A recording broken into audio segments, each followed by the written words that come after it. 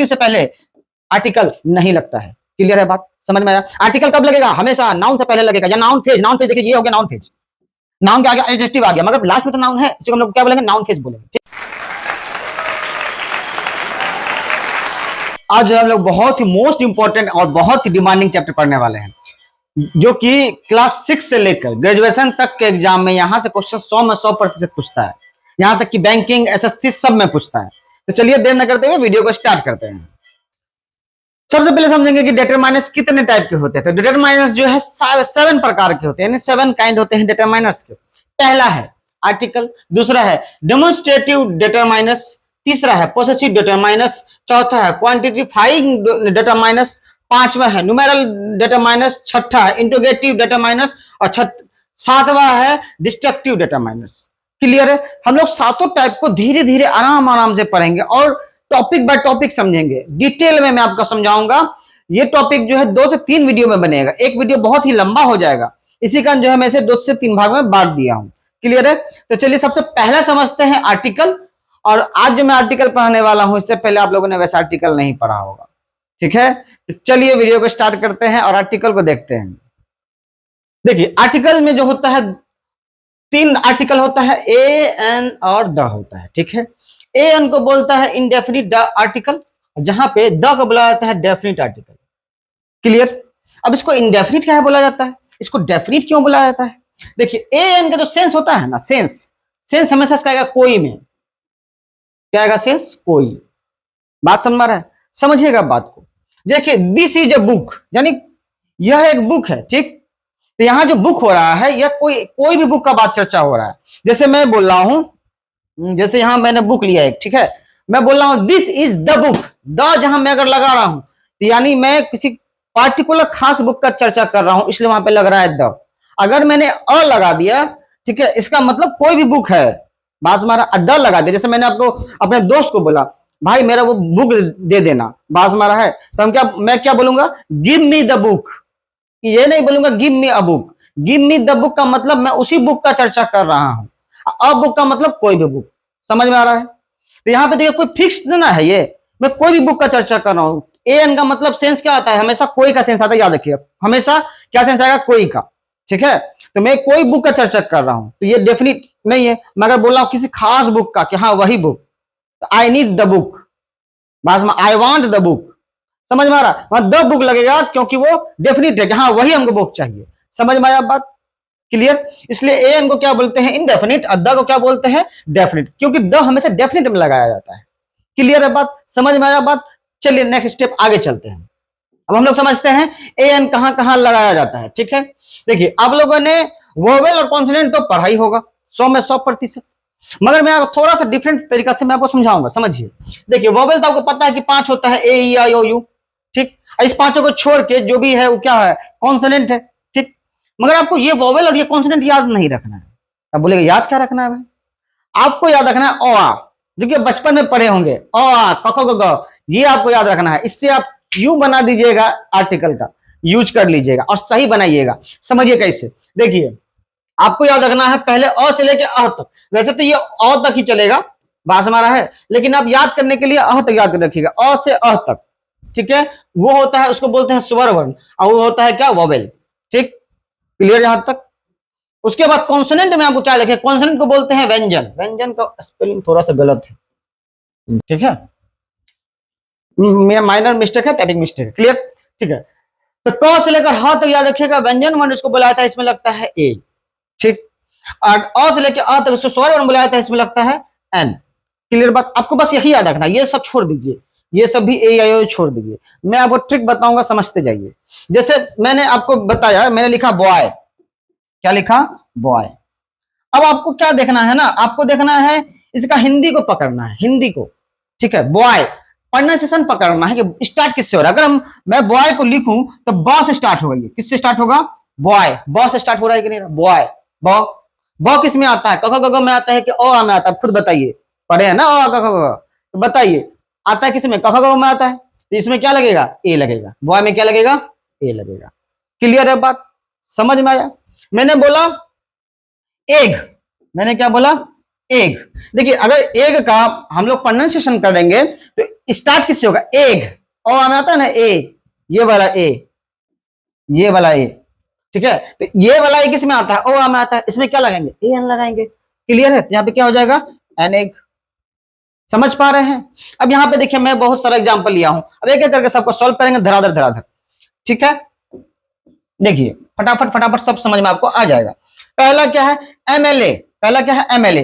तो सबसे पहले देखिए एम को हम लोग कैसे लिखेंगे, प्रोनाउंस देखिए हिंदी का प्रोनाउंसिएशन, एम, एम को हम लोग लिखते हैं ऐसे, एम, ए एम, एम ऐसे लिखते हैं हिंदी में। स्टार्ट किससे हो रहा है, ए से स्टार्ट हो रहा है, ओ एम आता है, क्या लगेगा, ए एन लगेगा कि नहीं लगेगा, तो यहाँ क्या लगा देंगे, ए एन, ठीक है। F I R, F I R, F I R होता है ना, एफ आई आर जो केस दर्ज होता है, एफ आई आर, एफ कैसे लिखेंगे, ऐसे लिखेंगे, एफ, ये भी ए से स्टार्ट हो रहा है, ओ में आ रहा है, इसमें भी क्या लगेगा, ए एन लगेगा। आर, देखिए इसको हम हावर नहीं बोलते, याद रखिएगा, इसको हम लोग बोलते हैं आर।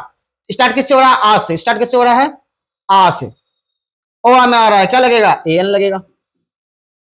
क्लियर। अच्छा यहां देखिए हाउस, हाउस, हाउस से स्टार्ट किससे हो रहा है, हा से स्टार्ट हो रहा है, हाउस किससे स्टार्ट हो रहा है, हा से स्टार्ट हो रहा है, हा से स्टार्ट हो रहा है, इसमें क्या लगेगा, ए लगेगा, ठीक। ईगल, ईगल, ईगल किससे, ई से स्टार्ट हो रहा है, ए एन लगेगा। यूरोप, देखिए अब यहां देखिए यूरोप, यूरोप किससे स्टार्ट हो रहा है, य से स्टार्ट हो रहा है, य में क्या लगेगा, ए लगेगा, क्या लगेगा, ए लगेगा। क्लियर बात। एमपी, अब देखिए एमपी लिखा हुआ है, एम कैसे लिखेंगे, ऐसे लिखेंगे, स्टार्टिंग प्रोनाउंसिएशन किससे स्टार्ट हो रहा है, ए से, क्या लगेगा, ए एन। यूनियन, य से स्टार्ट होगा, यूनियन, यूनियन ऐसे लिखेंगे ना, यूनियन य से स्टार्ट हो रहा है, य में ए लगेगा, कखो में आता है य। वन रुपीज नोट, व, देखिए यहाँ पे क्या आ रहा है, ओ से स्टार्ट हो रहा है, याद रखिएगा, मगर साउंड जो आ रहा है, ये जो आप ए या यू जो देख रहे हैं, ये वोवेल साउंड होता है, ये वोवेल क्या होता है, साउंड, ये कॉन्सोनेंट साउंड होता है। समझ में आ रहा है, स्टार्ट ओ से हो रहा है, लेकिन साउंड किससे आ रहा है, देखिए वन, व आ रहा है, व किस में आता है, कखो में आता है, इसमें क्या लगेगा, ए। अम्ब्रेला, देखिए अम्ब्रेला, अ से स्टार्ट हो रहा है, अम्ब्रेला, ए एन। यूनिट, य से स्टार्ट, यूनिट, य, क्या लगेगा, ए। एल, एल बी, देखिए एल कैसे लिखेंगे, ऐसे, ए से स्टार्ट हो रहा है, क्या लगेगा, ए एन। क्लियर है बात। मेरे ख्याल से आपको ये वाला टॉपिक समझ में आ गया होगा। क्लियर। अब हम लोग इसका कुछ रूल्स को देख लेते, क्या क्या रूल है इसमें, ठीक है। अब इसे कुछ रूल है, रूल को देख लेते हैं, 5-6 रूल है, बहुत ही सिंपल रूल है। पहला रूल नंबर 1, रूल नंबर 1 क्या है, सिंगुलर काउंटेबल नाउन, याद रखिएगा, ए एन का यूज हमेशा काउंटेबल नाउन के साथ लगता है, जिसको गिना जा सकता है, इसके साथ जिसको गिना जा सकता है। देखिए this is a pen, pen को गिन सकते हैं। She has a car, car को गिन सकते हैं। Ram has an umbrella, umbrella को गिन सकते हैं। She is a housewife, housewife को भी तो गिन ही सकते हैं भाई, वाइफ को भी गिना जाएगा। क्लियर। एक और बात याद रखिएगा, नॉइज जो है अनकाउंटेबल नाउन है, ठीक है, फिर भी इसके साथ ए लगता है। देखिए नॉर्मली मैंने आपको क्या बताया, काउंटेबल नाउन के साथ लगता है, मगर नॉइज के साथ, नॉइज है अनकाउंटेबल, फिर भी इसमें ए लगता है, तो ये एक अपवाद है, आप इसको एक्सेप्शन समझ सकते हैं, ठीक है। तो याद रखिएगा नॉइज के साथ ए लगता है। क्लियर। ये एक अपवाद, अपवाद मतलब एक्सेप्शन समझ लीजिए। क्लियर है बात। रूल नंबर 2, एक्सक्लेमेटरी सेंटेंस में लगता है, बात समझ रहा है। जैसे आप लोग को देखे होंगे, लड़की लोग जाएगी, बोलेगा oh my God what a pretty, समझ में आ रहा है, ऐसा कुछ बोलती है।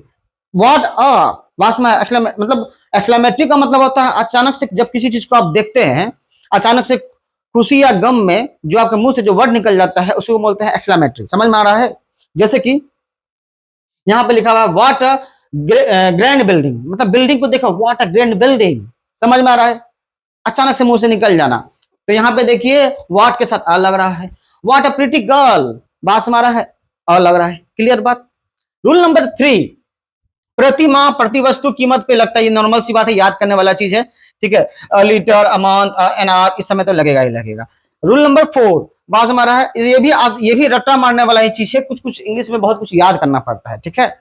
इसको आपको याद करना पड़ेगा कि हाँ 100, 1000, मिलियन, दर्जन, कपल, इस समय ए एन का यूज हम लोग करते हैं। उसी तरह नीचे वाला में भी लिखा हुआ है, हाफ फ्रैक्शन वाला में, बात हमारा, इसमें क्वार्टर, हाफ किलो, अमील, इसमें भी याद, आपको ये भी वाला बात जो है याद करना पड़ेगा कि इसमें ए एन का यूज करते हैं। क्लियर। छठा बात, अब देखिए एक और बात समझिए जो मोस्ट इंपॉर्टेंट बात है, जब भी हम आर्टिकल, किसी भी आर्टिकल यानी ए एंड द, इसको समझ लीजिए आप। ए एंड द, किसी भी आर्टिकल को हम यूज करते हैं ना तो नाउन से पहले करते हैं। किससे पहले करते हैं? नाउन से पहले करते हैं। समझ में आया बात? अगर नाउन नहीं है तो आर्टिकल भी नहीं होगा। क्लियर? समझिए,